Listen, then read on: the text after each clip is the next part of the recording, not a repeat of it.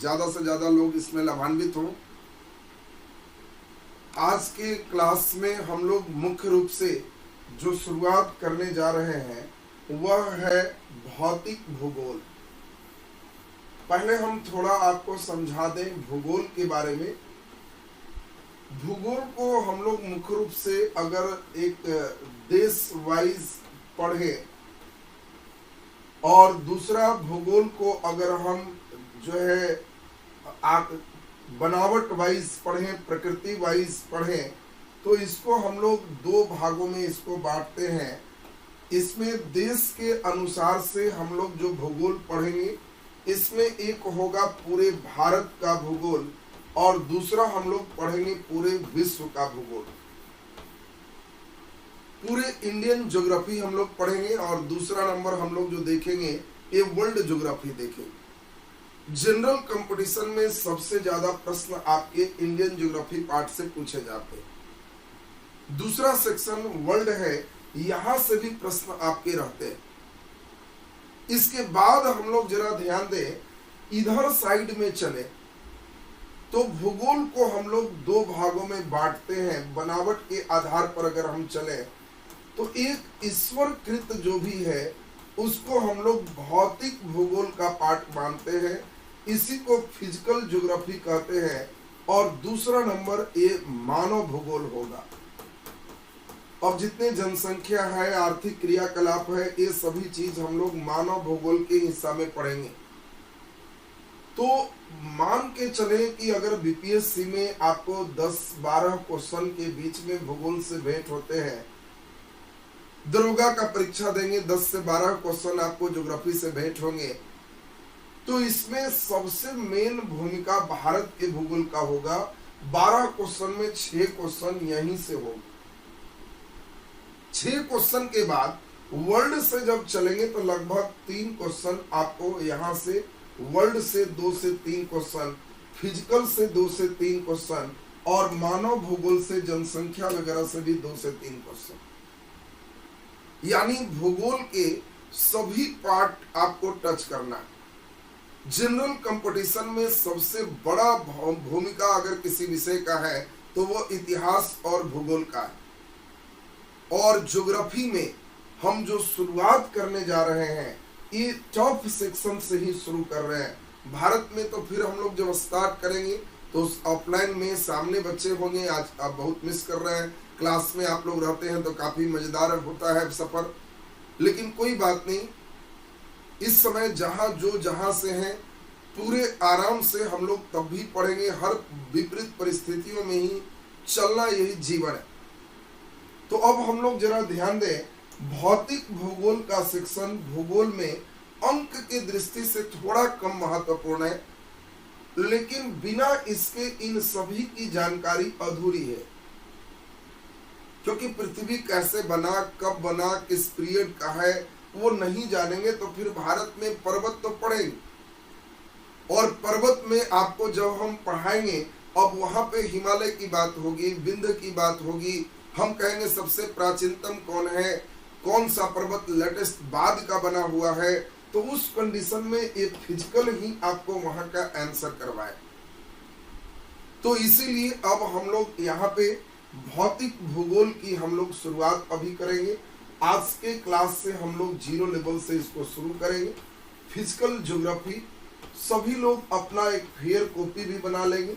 हम प्रयास करेंगे कि सभी बात आपको यहाँ पे, अब तो क्लास में तो बोल के सामने से लिखाते हैं, लेकिन यहाँ पे इस तरह से लिखते जाएंगे जो कि आपका दोनों तरफ एकदम बिल्कुल साथ साथ हो जाए। बिल्कुल हम लोग भी खोलने का मैं भी इंतजार कर रहा हूँ कि सामने से थोड़ा और मजेदार क्लास होगा। और अभी जब तक ना खुले हम लोग डेली अभी इसी समय पे प्रतिदिन आपके क्लास लाइव में भी जुड़ेंगे। तो इसीलिए क्लास भी आपका बिल्कुल हम लोग के साथ साथ भी चलते रहेंगे। अब जरा ध्यान दीजिए भौतिक भूगोल के पार्ट को। इसमें सबसे पहला जो हम लोग सेक्शन देखेंगे, इसमें हम लोग देखेंगे भू आकृति विज्ञान। भू आकृति विज्ञान ये सबसे पहला हम लोग भौतिक भूगोल के पार्ट में देखेंगे, जिसको जियोमॉर्फोलॉजी कहते हैं। तो जियोमॉर्फोलॉजी भू आकृति विज्ञान ये पहला स्टडी में हम लोग इसी का करेंगे। इसी के बाद तब क्लाइमेटोलॉजी, ये जलवायु विज्ञान की बात करेंगे, और जलवायु विज्ञान में इसी में पूरे हम लोग वायुमंडल सबसे पहले पढ़ेंगे। आप समझ गए होंगे कि वायुमंडल, जलमंडल, स्थल मंडल और जो जैव मंडल है, यही चारों का स्टडी ये फिजिकल ज्योग्राफी है। यानी फिजिकल ज्योग्राफी में हाइड्रोस्फीयर, अगला नंबर हम चले तो जल मंडल की बात होगी। इसके बाद हम लोग नेक्स्ट चले तो सब लोग समझ गए, ये जीवों के बारे में हम लोग पढ़ेंगे, तो इसको जीव मंडल के नाम से जानते हैं। देखो तो स्थल कैसा है, किस तरह की उसकी आकृति है, इसी को जियोमॉर्फोलॉजी, भू आकृति विज्ञान कहते। रफ में आप लोग समझ गए होंगे कि इसमें स्थल खंड के बारे में पूरे हम लोग को पढ़ना है, इसमें वायुमंडल के बारे में हम लोग को पूरा पढ़ना है, इसमें जल मंडल के बारे में पूरा पढ़ना है, और इसमें जीवों के बारे में पूरा पढ़ना है, और इन सभी को मिलाकर के हमारा भौतिक भूगोल का पार्ट बन जाए। तो सबसे पहले अभी जियोमॉर्फोलॉजी, भू आकृति विज्ञान शुरू करेंगे। एक एक पार्ट का आप छोटा छोटा स्क्रीनशॉट भी लेते चलेंगे, जिससे बाद में आपको कॉपी में उतारने में समय बच जाए, और बस तेजी में फटाफट हम लोग का काम चलते रहेगा। तो सबसे पहला स्टेप जो हम लोग चल रहे हैं, वह स्टेप आपका है भू आकृति विज्ञान। भू आकृति विज्ञान में देखिए, हम लोग को जो मेन बेसिक पढ़ना है उसकी बात हम लोग करें। इसमें हम लोग मेन 3 तरह के उच्चावच के बारे में पढ़ते हैं। एक को हम लोग कहते हैं प्रथम श्रेणी के उच्चावच, दूसरे को हम लोग कहते हैं द्वितीय श्रेणी के उच्चावच, और अगला को कहते हैं तृतीय श्रेणी के उच्चावच। आपसे डायरेक्ट क्वेश्चन भी आ सकते हैं कि नदी किस श्रेणी में आते हैं। आपको डायरेक्ट आ जाएगा कि हम अगर स्थल की बात करें तो किस श्रेणी का पार्ट होगा, यारडान किस श्रेणी का पार्ट होगा। तो आपको पहला समझना है कि जो पृथ्वी पर स्ट्रक्चर है, उस स्ट्रक्चर को हम लोग 3 भागों में बांटते हैं, और पहला नंबर पार्ट को प्रथम श्रेणी का स्ट्रक्चर कहते हैं। इसमें हम लोग 2 बात मेन पढ़ते, एक पूरे महाद्वीप के बारे में, मतलब स्थल जितने हैं उसके बारे में पढ़ेंगे, और दूसरा इसी में महासागरीय बेसिन के बारे में पढ़ते हैं। ये 2 जो भी है, महासागरीय बेसिन और महाद्वीप, ये प्रथम श्रेणी के उच्चावच कहलाते हैं। आपको क्वेश्चन आएगा कि प्रथम श्रेणी के उच्चावच निम्नलिखित में कौन है, तो आपको समझना है कि महाद्वीप और महासागरीय बेसिन को हम लोग प्रथम श्रेणी के उच्चावच कहते हैं। द्वितीय श्रेणी फिर किसको कहते हैं, तो इंडोजेनेटिक फोर्स, मतलब आंतरिक शक्ति के बल से, आंतरिक बल से निर्मित आकृति को हम लोग द्वितीय श्रेणी में रखते हैं। इंडोजेनेटिक फोर्स से जो भी बनेगा, फोर्स 2 तरह का होगा, इंडोजेनेटिक और एक्सोजेनेटिक।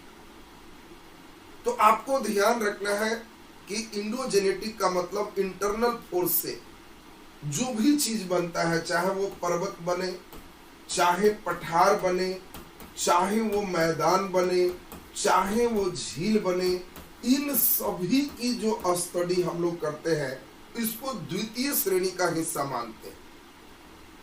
और तीसरा नंबर ए और इम्पोर्टेंट है, यह तीसरा श्रेणी में हम लोग शामिल करते हैं एक्सोजेनेटिक, आंतरिक के जगह इसको कहते हैं बाह्य बल। एक्सोजेनेटिक फोर्स से जो निर्मित आकृति होता है, बाह्य बल से जो निर्मित आकृति होगा, 3 काम, एक का नाम है अपक्षय, दूसरा का नाम है अपर्दन, और तीसरा का नाम है निक्षेपण। देखो भूगोल का सबसे 0 लेवल से हम चल रहे हैं। जो बच्चे भूगोल मेरे साथ आराम से 15 दिन पढ़ो, किसी आकृति को उच्चावच के श्रेणी में हम लोग रख रहे हैं, और कोई स्ट्रक्चर जो आपको दिखाई दे रहा है उसका 3 श्रेणी है, प्रथम, द्वितीय और तृतीय। प्रथम का मतलब है कि वो डायरेक्ट जो भी आपके स्थल खंड है और जो भी महासागरीय बेसिन है, ये सब प्रथम श्रेणी में, जिसका आंतरिक बल से निर्माण हुआ है, चाहे वो पर्वत हो, पठार हो, मैदान हो, झील हो, ये सभी को हम लोग द्वितीय श्रेणी उच्चावच में रखते हैं। और तृतीय श्रेणी का मतलब हो गया कि जो बाह्य बल से, बाहरी बल से 3 क्रिया हो सकता है। एक क्रिया का नाम है अपक्षय। अपक्षय का मतलब हम लोग देखें, कोई चट्टान है, वहीं पे अब धूप में गर्म हुआ, पानी पड़ा तो ठंडा हुआ, अचानक वहीं टूट फूट हो गया, तो इसको हम लोग अपक्षय कहते हैं, वेदरिंग कहते हैं। अपक्षय का मतलब होता है वहीं पे टूट फूट होना। अपर्दन का मतलब है कि बहाव के कारण टूट फूट होना, साथ चलना, ये अपर्दन है। और कहीं पे रख देना, ये निक्षेपण है। तो 3 क्रिया, इन चीजों से अपक्षय हो सकता, अपर्दन हो सकता, निक्षेपण हो सकता, और इससे जो आकृति बनेगा इसको हम लोग तृतीय श्रेणी में रखते हैं। जैसे इसी में हम लोग को पूरे पढ़ना है, नदी के द्वारा कैसी आकृति बने। अब इसी में आपको क्वेश्चन देंगे कि मान लो भी आकार की घाटी, यू आकार की घाटी किस श्रेणी का उच्चावच है। तो आपको अपने से समझना है कि अगर कोई नदी से भी आकार, यू आकार, अपक्षय, अपर्दन या निक्षेपण से बनता है, तो वो तृतीय श्रेणी का ये आकृति होगा।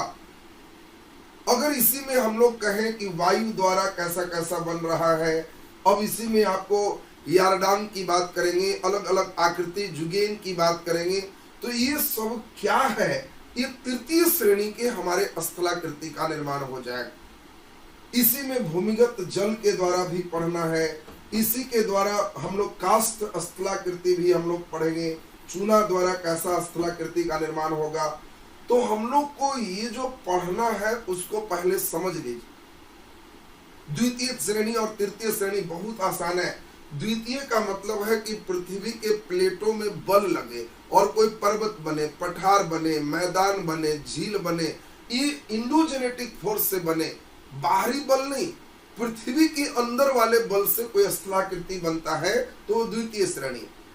और तृतीय श्रेणी का मतलब हो गया कि बाहरी बल, अब हवा तेजी में चल रहा है और उसमें पहाड़ पे कोई पार्ट उसका अलग हो गया, उसमें कोई खास तरह का कटाव हो गया, या हवाओं के द्वारा कहीं कोई चीज खास डिपोजिट हो रहा है, निक्षेपण हो रहा है, तो इन सभी से लोयस का मैदान, आगे हम लोग पढ़ेंगे इस सभी चीज का। अब मान लें आपको क्वेश्चन पूछा जाएगा, लोयस का मैदान किस श्रेणी में आप रखेंगे, लोयस मैदान किस श्रेणी में रखेंगे, प्रथम श्रेणी, द्वितीय श्रेणी, तृतीय श्रेणी, आपको चॉइस दे दें। तो आपको पहले ये समझना होगा कि व्हाट इज लोयस, ये लोयस का मैदान है क्या। तो उस समय जब डिटेल आप पढ़ोगे यहां तक, तो देखोगे कि हवाओं के निक्षेप से, हवाओं को एक जगह जमा करने से लोयस के मैदान का निर्माण हुआ है। तो इसका मतलब ये मैदान देख के केवल द्वितीय नहीं मारे, निक्षेप से अगर मैदान बना है तो वो तृतीय श्रेणी का हमारा स्थलाकृति हो जाएगा। तो हम समझते हैं कि ये तृतीय श्रेणी केवल मैदान देख के द्वितीय नहीं मारना, ये निक्षेपण के द्वारा है, इसलिए ये तृतीय श्रेणी का पार्ट हो जाएगा। तो अब हम लोग इसी में जितने भी पार्ट है सभी चीज को अब डिटेल स्टडी करेंगे जियोमॉर्फोलॉजी में। अब यहाँ से हम लोग की शुरुआत हो रही है, अब सब लोग बढ़िया से समझिए। अब जरा ध्यान दीजिए, इंडोजेनेटिक एंड एक्सोजेनेटिक दो तरह का फेज बताए, दोनों को हम लोग एक्सोजेनेटिक जो भी होगा वो थर्ड होगा, इंडोजेनेटिक से जो भी होगा वो सेकेंड श्रेणी पे होगा। अब यहाँ पे हम लोग को सबसे पहले देखना है ब्रह्मांड की उत्पत्ति, कैसे यूनिवर्स बना। ब्रह्मांड की उत्पत्ति सबसे पहले हम लोग फिजिकल में देखेंगे और धीरे धीरे आपके सेक्शन शुरू होंगे। मैं एकदम जीरो लेवल से अपने क्लास को स्टार्ट कर रहा हूं। जो बच्चे एकदम जीरो लेवल से कभी भूगोल नहीं पढ़े, वो लोग केवल हमारे साथ बढ़िया से समझिए, ध्यान देते चलेंगे तो आप धीरे धीरे बहुत बढ़िया सीख जाएंगे। देखिए अब हम आपको मजेदार फेज में लेके चल रहे हैं। ब्रह्मांड कैसे बना, किस प्रकार इसकी उत्पत्ति हुई है, इसके लिए हम लोगों को एक सिद्धांत समझना होगा। कौन से सिद्धांत हैं, कैसे दिए गए, इस चीज को हम लोग समझें तो यूनिवर्स कैसे बना, ब्रह्मांड की उत्पत्ति कैसे हुई, इसके लिए मेन रूप से दो प्रकार के सिद्धांत दिए गए। दो सिद्धांत हैं। पहला सिद्धांत को हम लोग कहते हैं अद्वैतवादी सिद्धांत, अद्वैतवादी सिद्धांत, और दूसरे को कहते हैं द्वैतवादी सिद्धांत। देखिए जो क्वेश्चन आपको रहेगा, हम एकदम सामान्य अध्ययन पे उन टॉपिक पे चल रहे हैं जो कम से कम आपको सीखना जरूरी है। मोनोलिस्टिक एक थ्योरी है, मोनोलिस्टिक का मतलब एक तरह से, और ड्यूअलिस्टिक थ्योरी इसको कहते हैं द्वैतवाद। मोनोलिस्टिक और ड्यूअलिस्टिक ये दो प्रकार का थ्योरी है। ब्रह्मांड बना कैसे, ये पृथ्वी कैसे बना, सूर्य कैसे बना, बाकी ग्रह कैसे बना, इसके लिए अद्वैतवादी जो सिद्धांत आप देख रहे हैं, ये दोनों सिद्धांत का बेसिक थीम क्या है? इनका कहना है कि एक ही चीज से पूरे अलग होकर के हमारा सूर्य और बाकी तारा ग्रह सब बना है। और द्वैतवादी का मतलब है कि नहीं, दो चीजों के टक्कर से, दो चीजों के टक्कर से ये दोनों का निर्माण हुआ है। इंग्लिश में इसीलिए इसको डुअलिस्टिक कहते हैं। ये डुअलिस्टिक है। डुअलिस्टिक का मतलब हो गया, डुअलिस्टिक थ्योरी मतलब दो चीजों के टक्कर से होने वाला निर्माण को डुअलिस्टिक का। और ये मोनोलिस्टिक है। मोनोलिस्टिक का मतलब एक चीज से, यानी एक ही चीज है और उसके विस्फोट से बाकी सभी चीज अलग हो गए, फैल गए और इन चीजों का निर्माण हुआ। इसको हम लोग अद्वैतवादी का। तो हम समझते हैं कि अब मोनोलिस्टिक और डुअलिस्टिक वर्ड आपको बिल्कुल क्लियर हो गया होगा। अद्वैतवादी का मतलब पूरे ब्रह्मांड का निर्माण किसी एक तारा से हुआ है, और डुअलिस्टिक का मतलब, द्वैतवादी का मतलब दो तारों के टक्कर से हमारे इस पूरे पृथ्वी का निर्माण हुआ है। और इसी में जो मेन प्रिंसिपल है, मेन थ्योरी है, उसका नाम आपको याद रखना होगा। डायरेक्ट क्वेश्चन सीधा सीधा आएगा। देखो शुरू में जो सबसे पहले मेन थ्योरी आए, इसमें एक मेन व्यक्ति का नाम आता है, उनका नाम है लाप्लास। दूसरे एक मेन व्यक्ति हैं, इनका नाम है कांट। लाप्लास और कांट, इन दोनों की एक बहुत इंपॉर्टेंट परिकल्पना रही, और ये परिकल्पना इन लोगों की रही जिसका नाम है निहारिका। निहारिका की परिकल्पना, इसमें वर्ड निहारिका आपको एकदम क्लियर होना चाहिए। निबुला जिसको इंग्लिश में कहते हैं, निबुला, निहारिका को ही इंग्लिश में निबुला कहते हैं। तो लाप्लास और कांट ने नेबुला का थ्योरी दिया, ये निहारिका का सिद्धांत दिया। ये निहारिका क्या है, आपके अंदर स्वाभाविक बात है आना, हम पूरी समझाएंगे बात, केवल बढ़िया से समझिए। देखिए लाप्लास का कहना है कि जो भी हल्के गैस हैं, हाइड्रोजन है, अन्य हीलियम है, ये सभी गैस ऊपर में ये पूरे रूप से एक जगह जमा थे, और गैसों का एक विशाल बादल नुमा जो स्ट्रक्चर है, उसी का नाम निहारिका या नेबुला है। और इसी निहारिका में एक विस्फोट हुआ है, और इसी से लाप्लास के अनुसार से अलग अलग 9 छल्ले इससे बाहर हुए, और ये 9 छल्ला चुके इसी का पार्ट था, और ये धीरे धीरे ठंडे होकर ग्रह का रूप ले ली। ये लाप्लास थ्योरी है। और जबकि कांट भी यही कहता है, लेकिन इसका थोड़ा सा चेंज है, इसका वायव्य सिद्धांत। इतना डीप का जरूरत आपको नहीं है, लेकिन थोड़ा सा हम समझा दें। कांट का कहना है कि नहीं, ये एक ही से 9 निकला, ऐसा नहीं है। लाप्लास कहा कि एक निकला और इससे फिर खंड होके 8 अलग हो गए और ये सूर्य बना और बाकी ग्रह बने। लेकिन दोनों ने एक ही तरह का थ्योरी दिया कि जो बादल है उस बादल में वहीं से अलग हो गया, उस बादल के पार्ट को ही निहारिका कहा गया और निहारिका से ही हमारे ब्रह्मांड बने। तो देखिए, लाप्लास और कांट, इन दोनों का नेबुला थ्योरी आपको दिमाग में सेट रखना है। और इस थ्योरी के अनुसार से एक ही सिस्टम से ब्लास्टिंग के बाद बाकी सभी चीज का निर्माण हुआ। लेकिन अब जरा ध्यान दीजिए यहां पे, अब द्वैतवादी अपना सिद्धांत दी। इसमें सबसे इंपॉर्टेंट नाम आप लोग सुने होंगे, चैम्बरलेन। इनका नाम देखो, कुछ जिनका नाम बता रहे हैं उनका नाम एकदम आपको क्लियर होना चाहिए।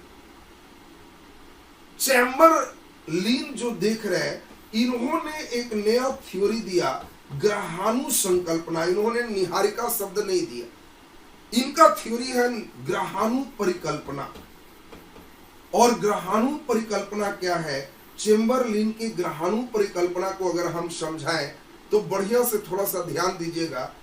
चैम्बरलेन कहा कि 2 बड़े बड़े तारा आपस में टकराए और टकराने के बाद इनके पार्ट एक अलग हो गए और इस पार्ट को ही हम ग्रह का अनुग्रहाणु कहते हैं और फिर इसी से अलग होके बाकी अन्य ग्रहों का निर्माण हुआ है। यानी ये 2 के टक्कर से द्वैतवादी सिद्धांत चैम्बरलेन के द्वारा ग्रहाणु परिकल्पना दिया गया। ये निहारिका का परिकल्पना लाप्लास और कांट द्वारा दिया गया। कांट स्पेशली वायव्य सिद्धांत दिए और यही सिद्धांत में चल रहा था ब्रह्मांड बना कैसे। किसी ने देखा तो नहीं कि ब्रह्मांड बना कैसे, उस समय कोई वीडियो कैमरा तो था नहीं। सभी लोग को एक अनुमान लगाना था कि आखिर कैसे ब्रह्मांड बना है।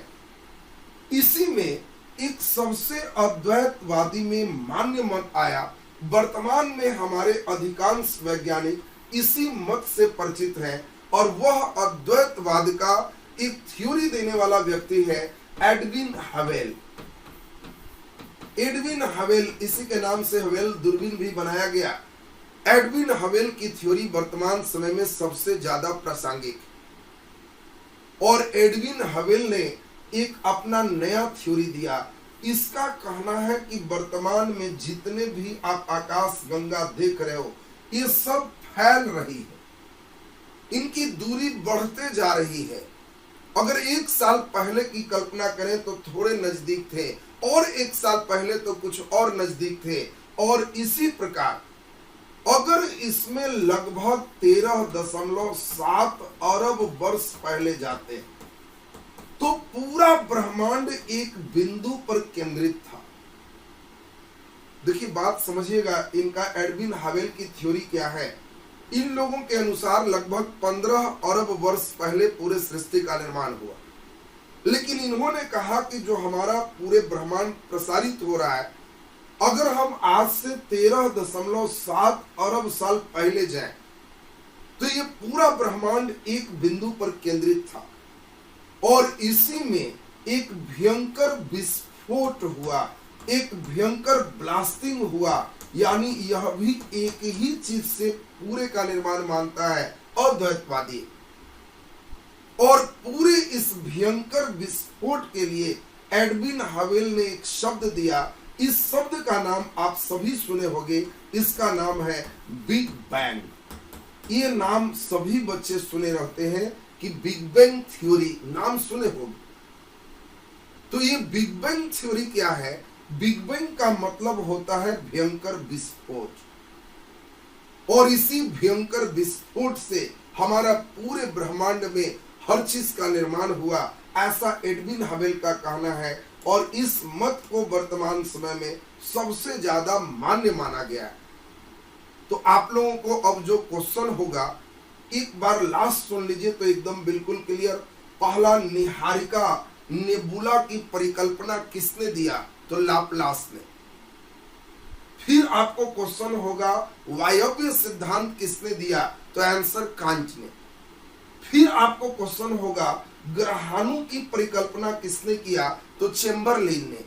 फिर क्वेश्चन होगा कि बिग बैंग सिद्धांत किसने दिया? तो एडविन हवेल ने। फिर क्वेश्चन होगा बिग बैंग सिद्धांत के अनुसार सृष्टि का निर्माण आज से कितना वर्ष पहले हुआ? तो 13.7 अरब साल पहले हुआ। एक और अच्छा क्वेश्चन है, बिग बैंग का अर्थ क्या होता है? तो भयंकर विस्फोट।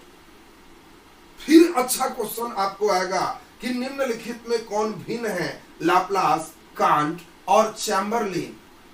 तो आपको अपने से समझना है कि लाप्लास, कांट और एडविन हबेल ये अद्वैतवादी सिद्धांत के पक्षधर हैं, जबकि चैम्बरलिन जो देख रहे हैं ये द्वैतवादी सिद्धांत के पक्षधर।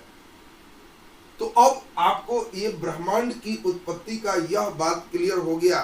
जल्दी से एक छोटा सा स्क्रीनशॉट लीजिए। अब आपको और मजेदार दुनिया में हम लेके चल रहे हैं। आपके अंदर अब एक बात आ रही होगी बार बार कि सर ये विस्फोट विस्फोट, ये विस्फोट होगा कैसे? ये विस्फोट कैसे हो सकता है? इसी बात को अब हम लोग थोड़ा सा डिटेल अब समझते हैं। ध्यान दीजिए थोड़ा बढ़िया से। अब थोड़ा डिटेल हम लोग समझते हैं। तारा के बारे में 5 मिनट हम लोग को सीखना होगा। बात समझिएगा। फिर हम एक ही बार महाकल्प कल्प एकदम 0 लेवल से क्लास लेके चल रहे हैं। पूरे एक एक बात आगे आएगा, कार्बोनिफेरस और तमाम चीज। तो पूरे सब चीज आपको समझ में आना चाहिए कि हाँ ये भूगोल में ये बात मेरा समझा हुआ। अब जरा ध्यान से समझें। तारा के बारे में देखो, अब कुछ वर्ड आएंगे जिस वर्ड को समझना है आपको। तारा के अंदर हाइड्रोजन हाइड्रोजन आपस में संलयित होकर संलयन की क्रिया से हीलियम बनाते हैं और इसमें काफी उष्मा और प्रकाश निकालते हैं। तारा एक कवच जैसा है। एक समय ऐसा भी आता है जब तारा के सभी हाइड्रोजन समाप्त हो जाए। प्रतिदिन करोड़ों टन हाइड्रोजन हाइड्रोजन मिलकर संलयन होकर हीलियम बन रहे हैं। तो जब तारा के सभी हाइड्रोजन समाप्त होकर हीलियम में बदल जाएंगे तो इसको हम लोग लाल दानव चरण कहते हैं। रेड जेंट फेज है, लाल दानव चरण है। खूब बढ़िया से समझते चलेंगे और इसी बात को समझना है। तारा से थोड़ा सा बात ध्यान देंगे तो आप बहुत अच्छा क्लियर हो जाएगा। अब जरा ध्यान से सुनेंगे। तारा में जब हाइड्रोजन हाइड्रोजन हीलियम बन रहा है उस समय तक इस तारा को दीप्त तारा कहते हैं। इस समय वो दिखाई देता है और उस समय उसको कोई समस्या नहीं। हमारा सूर्य भी अभी दीप्त तारा है, लेकिन 5 अरब साल बाद हमारे सूर्य के साथ भी यही कंडीशन होगा। उसका भी सभी हाइड्रोजन हाइड्रोजन हीलियम बनके हाइड्रोजन ही समाप्त हो जाएगा। और जब तारा के हाइड्रोजन समाप्त हो जाएंगे तो इसको लाल दानव चरण कहते हैं। यह रेड जेंट फेज के नाम से जाना जाता है। और लाल दानव चरण के बाद इस तारा का क्या होगा, इसके लिए हमारे एक भारतीय वैज्ञानिक हैं चंद्रशेखर। इनको नोबेल प्राइज दिया गया। भारतीय मूल के बहुत महत्वपूर्ण वैज्ञानिक हैं। ये तारा का क्या होगा उसके लिए चंद्रशेखर ने अपना एक लिमिट दिया जिसको चंद्रशेखर सीमा कहते हैं। और इन्होंने चंद्रशेखर सीमा चंद्रशेखर लिमिट में समझाया कि लाल दानव चरण के बाद इस तारा का जो भविष्य है, ये तारा का भविष्य इसके द्रव्यमान पर निर्भर करेगा। कैसा तारा है? यदि इसका द्रव्यमान कम है, मतलब सूर्य के द्रव्यमान से कम, और यही उन्होंने लिमिट दिया कि यदि द्रव्यमान सूर्य के द्रव्यमान का 1.4 गुना ज्यादा हो, 1.4 टाइम्स ज्यादा हो, तो इसे अधिक द्रव्यमान के तारा मानते हैं। और इसी बात को समझिएगा थोड़ा सा, 1 मिनट मेरे साथ बढ़िया से। अगर द्रव्यमान कम होगा तो वह तारा का कवच तेजी से फैलेगा इसमें कोई ब्लास्टिंग कंडीशन नहीं होगी।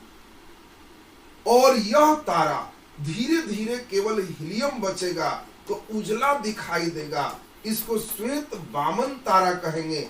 और धीरे धीरे जब हीलियम भी उच्च अनुभार में बदल जाएगा तो ये काला हो जाएगा और इसको कृष्ण वामन तारा कहेंगे। बातों पर गौर कीजिएगा। श्वेत वामन और कृष्ण वामन तारा वही बनते हैं जिसका मास कम होता है। लेकिन चंद्रशेखर ने समझाया कि अगर ये सूर्य के द्रव्यमान से 1.44 टाइम्स ज्यादा भारी होगा तो इसका अंत एक विस्फोट के रूप में होगा। यही देखो जो अभी हम लोग चल रहे थे, मोनोलिस्टिक थ्योरी में विस्फोट की बात कर रहे थे, बिग बैंग में भयंकर विस्फोट की बात चल रहे थे। तो कई बच्चे यही समझ नहीं पा रहे थे कि सही विस्फोट कैसे हो रहा। तो अभी हम यही चीज समझा रहे हैं कि पूरे आकाश गंगा में अनगिनत तारे हैं और उस अनगिनत तारों में ऐसा कोई तारा होगा जिसका द्रव्यमान ज्यादा है। तो आज भी हमेशा इन तारों में विस्फोट अभी भी होते रहता है। और ये विस्फोट करने वाले जो तारा होते हैं, इस तारा को सुपरनोवा कहते हैं। ये विस्फोटी तारा सुपरनोवा है। और सुपरनोवा के विस्फोट के बाद तारा के सभी नाभिक आकाश में बिखर जाते हैं। इंपॉर्टेंट चीज समझिएगा यहां पे। और इसी के भारी नाभिक में खिंचाव होता है, संकुचन होता है। और भारी नाभिक में इतना अधिक खिंचाव में बल लगता है कि पृथ्वी पर यह संभव नहीं है। हम लोग जो देखते हैं नाभिक में प्रोटॉन और न्यूट्रॉन और बाहर इलेक्ट्रॉन चक्कर लगाता है, ये बात तो हम लोग जानते हैं। लेकिन आपको जान के आश्चर्य होगा कि इतना ज्यादा बल लगता है कि इलेक्ट्रॉन को भी नाभिक में खींच लेता है। और अगर इलेक्ट्रॉन को नाभिक में खींच लेगा तो इलेक्ट्रॉन पर ऋण आवेश, प्रोटॉन पर धन आवेश, जितना इलेक्ट्रॉन पर आवेश उतना ही प्रोटॉन पर आवेश। तो इलेक्ट्रॉन प्रोटॉन का अस्तित्व ही समाप्त हो जाता है, जो पृथ्वी पर संभव नहीं है। वहां पे इतना अधिक बल लगता है कि अंतिम कक्षा के इलेक्ट्रॉन भी नाभिक में चले आते। और ऐसे तारा को हम लोग न्यूट्रॉन तारा के नाम से जानते हैं। अब आप लोग को नाम कभी भी बोले न्यूट्रॉन तारा तो आपको अपने से समझ लेना है कि न्यूट्रॉन तारा का मतलब हो गया कि यह तारा भारी विस्फोट से सुपरनोवा के बाद बना है। और यदि इस न्यूट्रॉन तारा में भी लगातार खिंचाव जारी रहता है, बात को समझिए, तो यह इतना घना पिंड बन जाता है, इसके खिंचाव में इतना बल लगता है कि इससे कोई लाइट बाहर नहीं आता, इसको बाहर से देखा नहीं जा सकता। और इसी को हम लोग ब्लैक होल, कृष्ण छिद्र के नाम से जानते। आप लोग जो नाम सुने होंगे ब्लैक होल, यही ब्लैक होल है। ब्लैक होल का मतलब अंतरिक्ष में ऐसा कई स्थान है जहां पे अगर हमारा रॉकेट भेजा जाए तो ये रॉकेट अगर गलती से यहां चला गया तो इसमें इतना अट्रैक्शनल फोर्स है कि यह यहीं रह जाएगा, बाहर नहीं निकल पाएगा। और ये ऐसा कई बार जब हुआ तब हमारे वैज्ञानिकों ने खोज किया कि वो ऊपर में कई ब्लैक होल्स भी हैं। अब आपको ये बात बिल्कुल क्लियर हो गया होगा, ब्लैक होल क्या है, न्यूट्रॉन तारा क्या है, सुपरनोवा क्या है, श्वेत वामन तारा क्या है, कृष्ण वामन तारा क्या है, लाल दानवचरण क्या है। अब एक इंपॉर्टेंट क्वेश्चन आपको कर दे, अक्सर प्रीलिम्स में एक क्वेश्चन पूछे जाते हैं, तारा का रंग। बहुत इंपॉर्टेंट क्वेश्चन है, इसको बात को थोड़ा सा समझिए। हम अभी आपको क्या समझाए, तारा का रंग यहाँ लाल है, तारा का रंग यहाँ श्वेत है, तारा का रंग यहाँ कृष्ण है, तारा का रंग यहाँ कृष्ण है, श्याम रंग, काला रंग है। तो बहुत इंपॉर्टेंट क्वेश्चन है, तारा का रंग किस चीज का सूचक होता है, बहुत इंपॉर्टेंट क्वेश्चन।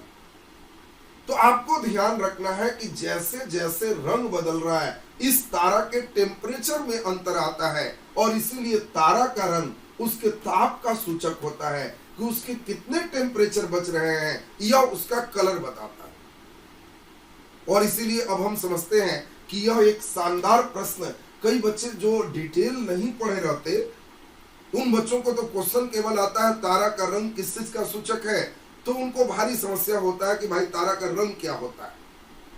लेकिन अब जो बच्चे इस बात को समझ रहे हैं कि तारा का रंग अलग अलग फेज में अलग अलग हो जाता है, और इसीलिए अलग अलग फेज में जब अलग अलग कलर हो जाता है तो यह कलर उसके टेम्परेचर को बताता है, ताप को बताता है। तो अब हम समझते हैं कि यह पूरा डिपेंड हो गया किस प्रकार से, अब बात समझ गए, और यह भी बात क्लियर हो गई कि ऊपर में कैसे विस्फोट हो सकता है। विस्फोट वाली बात भी आपको क्लियर हो गया, उसी को समझाने के लिए हम इतना आराम से चले थे। अब हम अपने गैलेक्सी की ओर चलते हैं। हमारे गैलेक्सी की बात अब करें। गैलेक्सी का मतलब तारों का समूह जिसमें हमारा सूर्य है। हमारा गैलेक्सी जिसमें सूर्य है, उस गैलेक्सी को हम लोग मिल्की वे, दुग्ध मेखला कहते हैं। उसको हम लोग दुग्ध मेखला कहते हैं, मिल्की वे कहते हैं। और मिल्की वे में हम लोग जो जानते हैं कि सबसे इंपॉर्टेंट हमारा सूर्य सभी ग्रहों के केंद्र बिंदु पर है, और ये सूर्य हो गया। सूर्य के बाद अलग अलग कक्षाओं में ग्रह चक्कर लगा रहे हैं, और आप जानते हैं ग्रह की संख्या कितनी है, तो 8। पहला ग्रह, दूसरा, तीसरा, चौथा, पांचवा, छठा, इसी प्रकार 7वां और 8वां, 8 ग्रह चक्कर लगा रहे हैं। और 8 ग्रह में आप सभी ग्रह का नाम सब लोग जानते हो, सीक्वेंस वाइज एकदम याद रखना। सीक्वेंस वाइज ग्रह का नाम एकदम क्लियर रखिएगा। पहला जो सबसे नजदीक है उसको बुध मरकरी कहते, वेनस शुक्र कहते, और इसके बाद अर्थ पृथ्वी कहते, मार्स मंगल कहते, जुपिटर बृहस्पति कहते, और इसके बाद शनि सैटर्न कहते, यम यूरेनस को अरुण हिंदी में कहते, इंग्लिश नाम इसका ज्यादा प्रचलित है यूरेनस, और वरुण इसको हिंदी में कहते, इंग्लिश नाम इसका भी ज्यादा प्रचलित है नेपच्यून। सभी बच्चे को बोलेंगे एकदम 2 बार में याद कर लेना है। बुध, शुक्र, पृथ्वी, मंगल, बृहस्पति, शनि, यूरेनस, नेपच्यून। एकदम दिमाग में सेट कर लेंगे, बिल्कुल clear. Budh, Shukra, Prithvi, Mangal, Brihaspati, Shani, Uranus, Neptune. Budh, Shukra, Prithvi, Mangal, Brihaspati, Shani, Uranus, Neptune.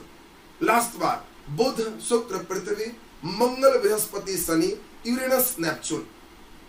इसके पहले प्लूटो भी एक ग्रह था। बिल्कुल कई बच्चे 9 ग्रह लिख रहे हैं, प्लूटो भी ग्रह था, लेकिन ग्रह के लिए कुछ डिफिनेशन है कि उसके आकार कम से कम इतने होने चाहिए।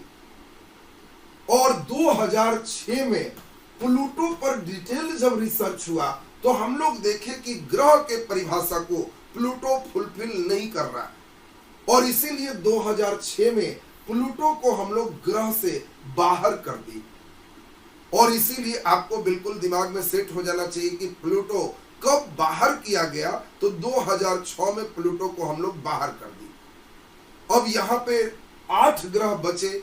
ग्रह का नाम लास्ट बार बुध, शुक्र, पृथ्वी, 3-3 का फेज याद रखना। Budh, Shukra, Prithvi, Mangal, Brihaspati, Shani, Uranus, Neptune. Last बार Budh, Shukra, Prithvi, Mangal, Brihaspati, Shani, Uranus, Neptune. Budh, Shukra, Prithvi, Mangal, Brihaspati, Uranus, Neptune. ये 8 ग्रह आपके क्लियर हो गए। इसमें जो प्रश्न बन सकता है उसकी बात करें। देखिए, शुरुआत का जो 4 ग्रह देख रहे हैं, ये ज्यादा घनत्व वाला ग्रह है, ज्यादा डेंसिटी है, ज्यादा भारी है, इसीलिए इसको हम लोग आंतरिक ग्रह कहते हैं। ये आंतरिक ग्रह है। इन सभी को आकार के दृष्टिकोण से भार घनत्व कम है। अब सोचो ना कि इसमें सबसे हल्का ग्रह शनि है, भले आकार में बड़ा दूसरा नंबर का हो। शनि का घनत्व जान के आपको गहरा आश्चर्य होगा। शनि ग्रह का घनत्व पानी के घनत्व से भी कम है। और पानी के घनत्व से कम का मतलब हो गया कि यदि शनि ग्रह का कोई टुकड़ा पानी में डालेंगे तो वो पानी में तैरेगा। सोचो कितनी आश्चर्य की बात आपको बता रहे हैं। शनि ग्रह का कोई पत्थर लेके चले आओ और उसको पानी में डालो तो पानी में वो तैरेगा। ये कितना बेजोड़ बात। इसके घनत्व पानी के घनत्व से भी कम है और इसीलिए यह सबसे हल्का ग्रह है। और ये जो देख रहे हो इसको हम लोग बाह्य ग्रह के नाम से जानते हैं। ये बाह्य ग्रह है। दूसरी इंपॉर्टेंट बात, सबसे महत्वपूर्ण बात आपको करें, जितने भी ग्रह देख रहे हैं ये सभी ग्रह एंटी क्लॉकवाइज डायरेक्शन में घूमता है।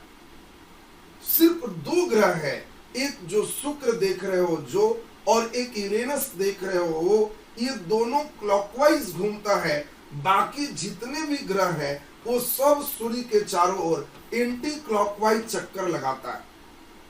यानी दूसरी बात भी सभी लोग को एकदम क्लियर हो गया। देखो इस सबसे बहुत बेसिक क्वेश्चन आते हैं और हम एकदम जीरो लेवल से आपकी ज्योग्राफी चल रहे हैं, इसीलिए हम पूरे कोशिश करेंगे कि आपको एकदम क्लियर हो जाए। आंतरिक और बाह्य का जो डिवीजन है वो उसके डेंसिटी बेस्ड है। हमने बताया कि शुरुआत का जो 4 ग्रह देख रहे हो इसके घनत्व ज्यादा है, इसको आंतरिक ग्रह कहते हैं। आपसे क्वेश्चन आएगा कौन आंतरिक ग्रह नहीं है? शुक्र, पृथ्वी, बृहस्पति, मंगल। तो बृहस्पति आंतरिक नहीं है। आप जोड़ लोगे कि बुध, शुक्र, पृथ्वी, ये मंगल तक आंतरिक है, बृहस्पति और उसके बाद शनि, यूरेनस, नेपच्यून ये बाह्य ग्रह हो जाएगा। इसके बाद हम लोग देखें सिर्फ 2, ये काफी इंपॉर्टेंट लाइन आपको समझा रहे हैं। सिर्फ 2, एक शुक्र और दूसरा नंबर हमने आपको बताया यह है यूरेनस। ये दोनों क्लॉकवाइज चक्कर लगाते हैं, घड़ी के सुई के दिशा में चक्कर लगाते हैं। बाकी जितने देख रहे हो सब एंटी क्लॉकवाइज चक्कर लगाते हैं। अगला नंबर एक एक करके जरा ध्यान दीजिए।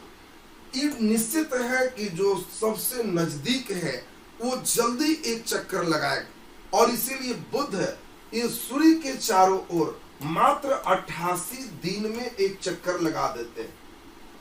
यानी बुध पर एक साल मात्र 88 दिन का होता है। लेकिन जब हम पृथ्वी पर आते हैं तो पृथ्वी के बारे में आप जानते हो 365.1/4 दिन में यह एक चक्कर लगाता है। इसलिए पृथ्वी पर एक वर्ष 365.1/4 दिन का होता है। हर 4 साल पर एक दिन फरवरी को लीप ईयर करके हम लोग बढ़ा देते हैं। और जब लास्ट वन चलेंगे नेपच्यून पर, सोचो एक चक्कर नेपच्यून को लगाने में 165 वर्ष लगते हैं। पृथ्वी का 165 साल नेपच्यून का 1 साल कहलाता है।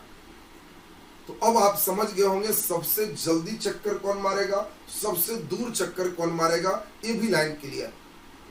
अब एक इंपॉर्टेंट बात चले, सूर्य से नजदीक है तो ज्यादा गर्मी मिलेगी और इसीलिए आपसे क्वेश्चन पूछा जाएगा सबसे गर्म ग्रह कौन है? जल्दी आंसर दे दीजिए। सबसे गर्म ग्रह कौन है? बुध, शुक्र, पृथ्वी, मंगल। बिल्कुल आप सभी लोग को आसानी से एकदम याद होगा। सबसे गर्म, अत्यधिक गर्म ग्रह कौन है? सबसे हॉटेस्ट प्लेनेट कौन है? तो सभी बच्चों को क्लियर है, सूर्य के नजदीक बुध है तो सर निश्चित रूप से बुध सबसे गर्म होगा। इसमें क्या पूछना है, ये तो एकदम क्लियर हो गया सबका। सभी बच्चे का ही क्लियर होगा कि सूर्य के सबसे नजदीक बुध है तो बुध सबसे ज्यादा गर्म होगा। नहीं, कई बच्चे शुक्र की ओर चल रहे हैं, वेरी गुड, बहुत बढ़िया। लेकिन कई बच्चे बुध भी हमारा कर रहे हैं। नाम अंग्रेजी में भी एकदम याद रखना, बुध का अंग्रेजी नाम सबको मालूम है मरकरी। मरकरी, शुक्र को वेनस कहते, मरकरी वेनस। और सबसे ज्यादा जो गर्म ग्रह है बुध पे कई बच्चे लगाए, लेकिन वो सुन लीजिए, बुध सबसे गर्म ग्रह नहीं है। नजदीक सबसे ज्यादा है लेकिन सबसे गर्म ग्रह शुक्र है। मन में कई बच्चे का बिल्कुल आना स्वाभाविक बात है कि ये कैसे हो सकता है, जब नजदीक बुध है तो गर्म शुक्र कैसे हो गया? ये कैसा मैजिक हो गया भाई? ये कौन सा मैजिक है? तो ये मैजिक है और यह मैजिक का कारण है शुक्र ग्रह पर कार्बन डाइऑक्साइड गैस का आवरण है और कार्बन डाइऑक्साइड गैस में हरित गृह प्रभाव ग्रीन हाउस इफेक्ट का गुण होता है। दिन में वो सारे उष्मा आने देते हैं, रात में जाने नहीं देते। बुध रात दिन में ज्यादा गर्म और रात में बहुत ठंड हो जाते हैं। शुक्र में वैसी बात नहीं होती और इसीलिए सबसे गर्म ग्रह कौन है? शुक्र। बिल्कुल सही जवाब। तो अब आप समझ गए कि सबसे गर्म कौन हो गया? शुक्र। कारण CO2 की अधिकता के कारण ये गर्म होता है। अगला एक बहुत अच्छा क्वेश्चन है, पृथ्वी के सबसे निकट ग्रह कौन है? बहुत शानदार क्वेश्चन। पृथ्वी के सबसे निकट ग्रह कौन है? बुध, शुक्र, मंगल, बृहस्पति। क्वेश्चन आगे, पृथ्वी के सबसे निकट ग्रह कौन है? तो आपको समझना है कि पृथ्वी के सबसे निकट ग्रह शुक्र है। शुक्र पृथ्वी के सबसे निकट ग्रह है और इसीलिए शुक्र को भोर और सांझ का तारा कहते हैं। शुक्र ग्रह को तुम देखोगे चंद्रमा के जस्ट नीचे। बचपन में कई बार तुम फेर में पढ़ा हो, कई बार ऐसा देखा होगा कि एक तारा आपको दिखाई दे दिया और कोई साथी कहा कि नहीं दो देखो, एक देखने से ऐसे हो जाएगा, और उस समय तुम पूरे आसमान देख रहे हो, दूसरा दिखाई नहीं दे रहा। तो उस समय वो जो तुम एक देखा था वो तारा नहीं था, एक्चुअल में वो ग्रह था, शुक्र था। और ये सिर्फ उगते और डूबते समय चांद के नीचे दिखेगा और इसीलिए इसको सुबह और सांझ का तारा, मॉर्निंग और इवनिंग स्टार कहते हैं। आपको कभी भी पूछेगा मॉर्निंग स्टार निम्नलिखित में कौन है? तो शुक्र। इवनिंग स्टार कौन है? तो शुक्र। भोर और सांझ का तारा इसलिए शुक्र को कहते हैं। अब इसके बाद हम लोग थोड़ी सी बात पर और चर्चा करें।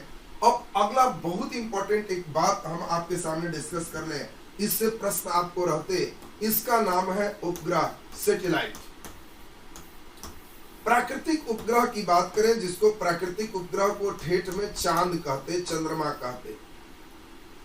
तो प्राकृतिक उपग्रह हम लोग जरा ध्यान दें, चांद किसे कहेंगे उस बात को जरा ध्यान दीजिए। जो ग्रह के चारों ओर चक्कर लगाता है उसको हम लोग चांद के नाम से जानते हैं। और बुध और शुक्र ये दो ऐसा ग्रह है जिसका कोई चांद नहीं है। ये बहुत इंपॉर्टेंट क्वेश्चन आपके दिमाग में बिल्कुल बैठ जाए कि बुध और शुक्र दो ऐसा ग्रह है जिसका कोई चांद नहीं है, और ये एकदम बिल्कुल क्लियर होना चाहिए।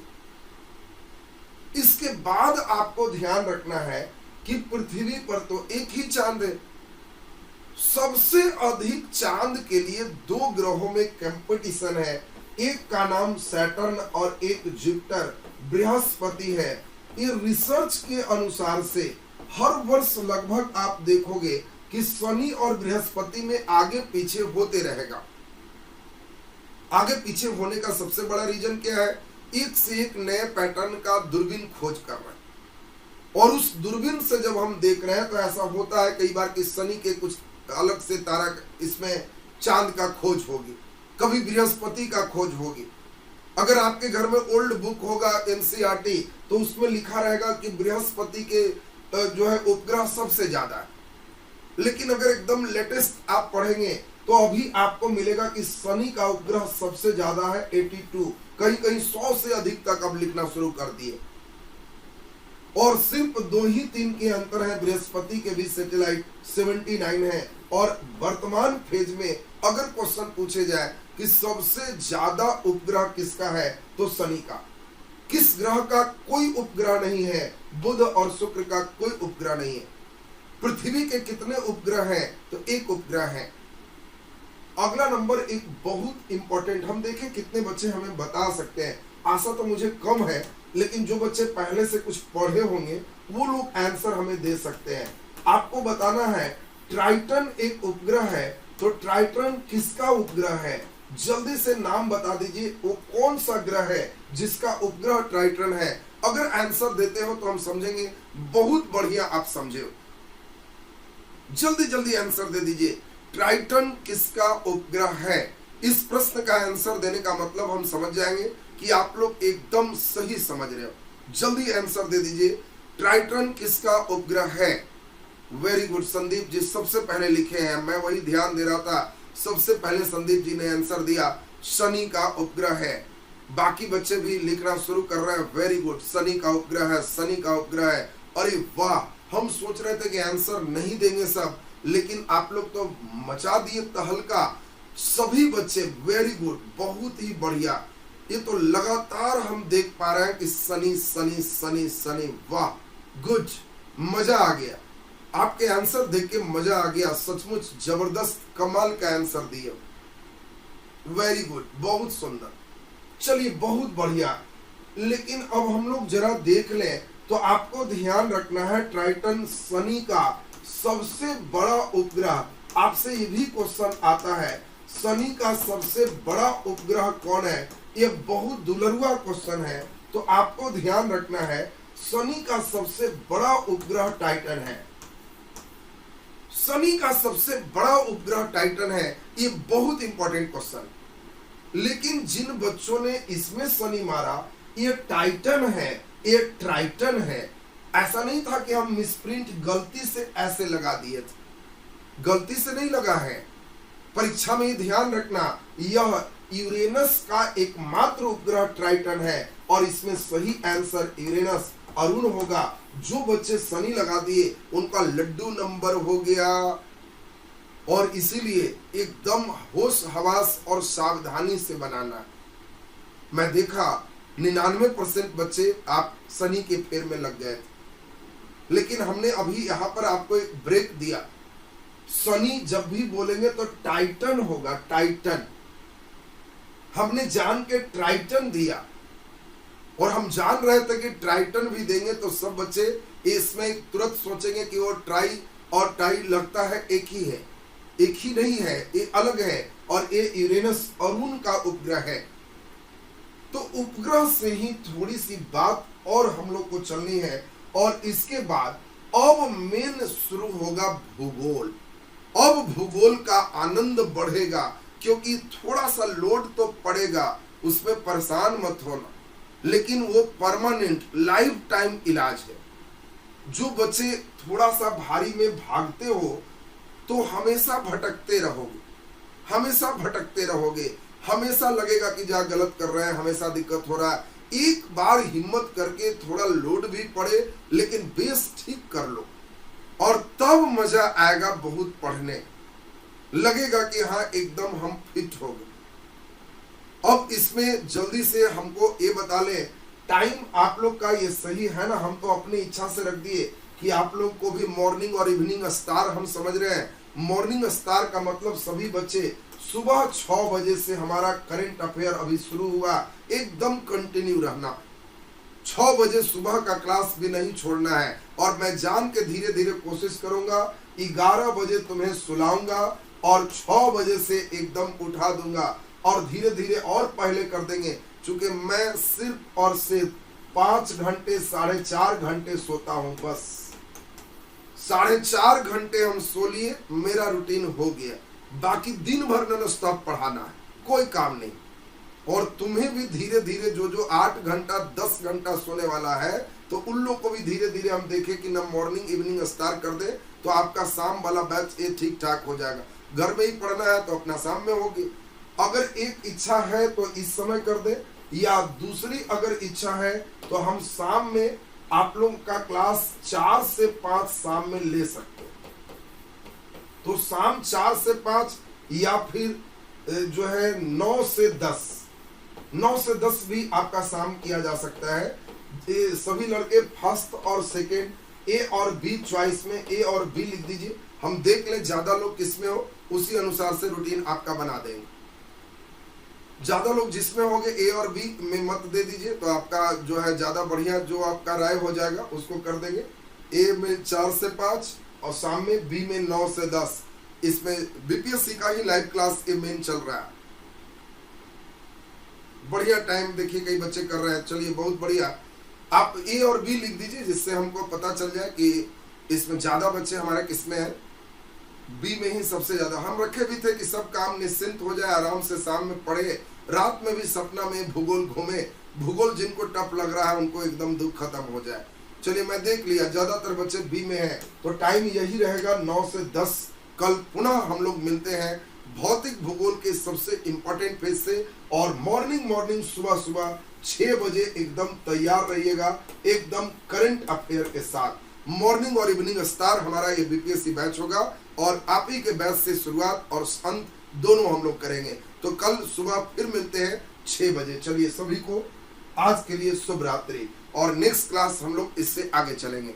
अभी आप लोग एक बार जो लोग जुड़े हैं लाइक बटन जरा दबा दीजिएगा, वो हमारा थर्मामीटर है, उससे हमको पता चलता है कि हाँ क्लास में खूब बढ़िया सब लोग सीखे हैं, समझ रहे हैं, हमारा उत्साह भी बढ़ता है। और एक एक बच्चे 5-5 मित्र को एकदम लिंक भेज दीजिएगा कि सभी बच्चे एकदम जगे रहें और एकदम एक्टिव रहें। तो चलिए सुबह हम लोग फिर मिलते हैं 6 बजे करंट अफेयर के साथ।